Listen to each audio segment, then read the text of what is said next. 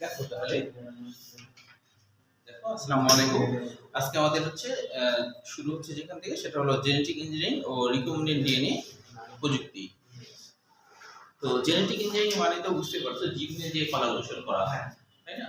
আর genetic engineering এর জন্য যে পদ্ধতিটা ব্যবহার করা হয় সেটাকে বলা হয় রিকম্বিনেন্ট ডিএনএ প্রযুক্তি।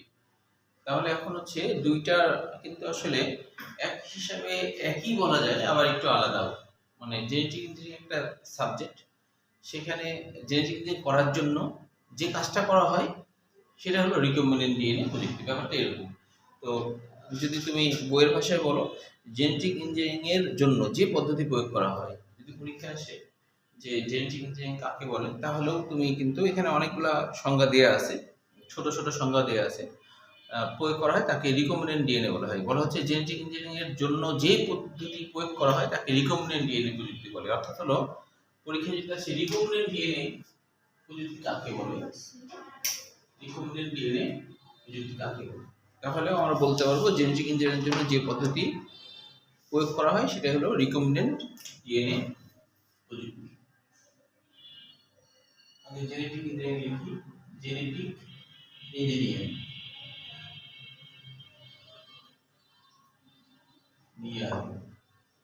ইঞ্জিনিয়ারিং কথাটা তো সবাই চিনে, তাই না? অর্থাৎ কলাকৌশল করা, তাই না? তাহলে জেনেটিক ইঞ্জিনিয়ারিং জন্য যে পদ্ধতি ব্যবহার করা হয় সেটাকে বলা হয় রিকম্বিনেন্ট ডিএনএ প্রযুক্তি। সেটাকে বলা হয় রিকম্বিনেন্ট ডিএনএ প্রযুক্তি।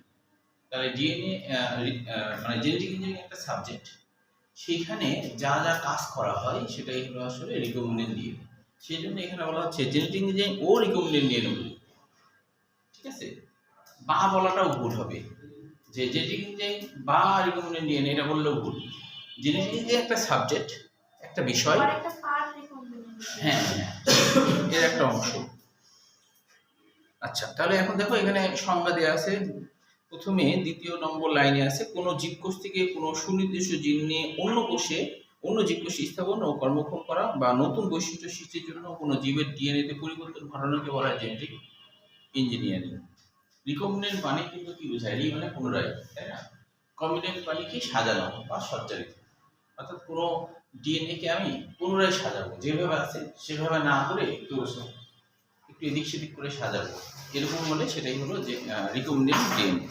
তো আমরা তো জানি রি মানে পুনরায়, রি মানে পুনরায়, কম্বিনেন্ট মানে সাজানো, পুনরায় সাজানো।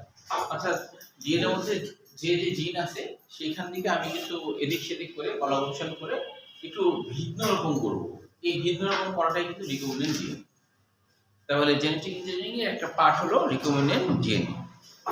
এখন দেখো এখানে আরেকটা কথা বলা হচ্ছে যে জিইও, যে অর্থাৎ হলো জেনেটিক্যালি ইঞ্জিনিয়ারিং অর্গানিজম। এই জিনিসগুলো পড়ে রাখা ভালো, মানে পরীক্ষায় যদি জ্ঞানমূলক কোশ্চিন হয়। জেনেটিক ইঞ্জিনিয়ারিংয়ের মাধ্যমে ডিএনএ অণুর কাঙ্ক্ষিত অংশ ব্যাকটেরিয়া থেকে মানুষে, উদ্ভিদ থেকে প্রাণীতে, প্রাণী থেকে উদ্ভিদে স্থানান্তর করা সম্ভব হয়েছে। এ ধরনের জীবকে বলা হয় জিএমও, মানে জেনেটিক্যালি মডিফাই অর্গানিজম। জেনেটিক্যালি ভাবে মডিফাই করলাম, তাই না? জিনের মডিফাই করেছি, এটাই হলো জেনেটিক্যালি মডিফাই।